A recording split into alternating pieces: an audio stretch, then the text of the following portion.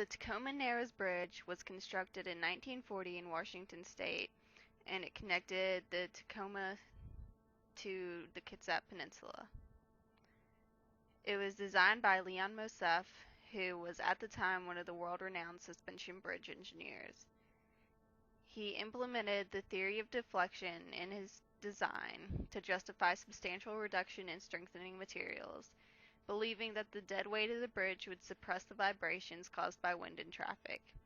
He also believed that the suspended structure would act as a counterweight to restore the bridge to equilibrium. If a bridge were designed flexible enough to bend and sway with the wind, the longer, lighter, and narrower bridge design enabled to reduce the amount of steel needed to build the bridge and greatly reduce the cost. It was nicknamed Galloping Gertie during the few months that it was open.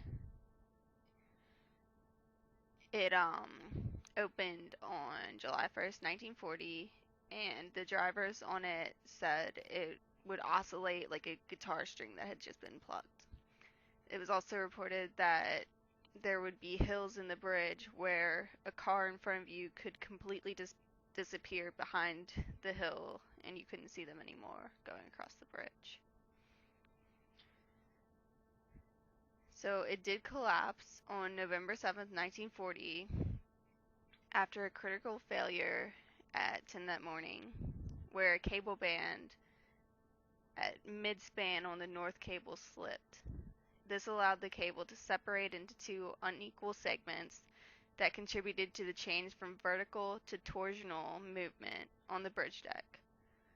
Also contributing to the torsional movement of the bridge deck was vortex shedding. So, wind struck the side of the bridge's deck, and a small amount of twisting occurred in the bridge deck because steel is elastic and it changes under high stress. The twisting bridge deck then caused the wind flow separation to increase, and this formed a vortex, or a swirling wind force, which further lifted and twisted the deck.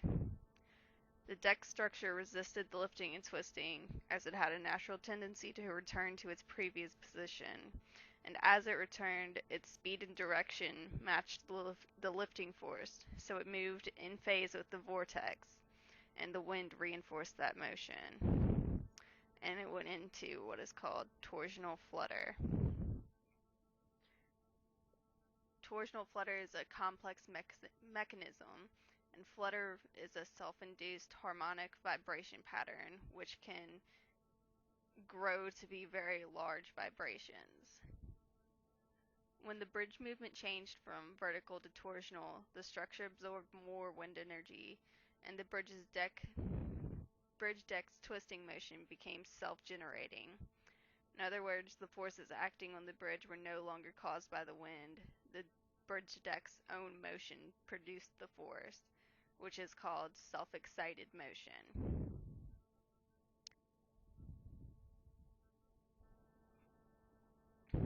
There was only one fatality in this failure, which was the dog named Tubby. There was no other injuries from this disaster. The guy was the last one on the bridge in a car, and he ran out and forgot about his three-legged dog and ran back and still didn't get the dog, so Tubby eventually fell to his death, although they never found his body.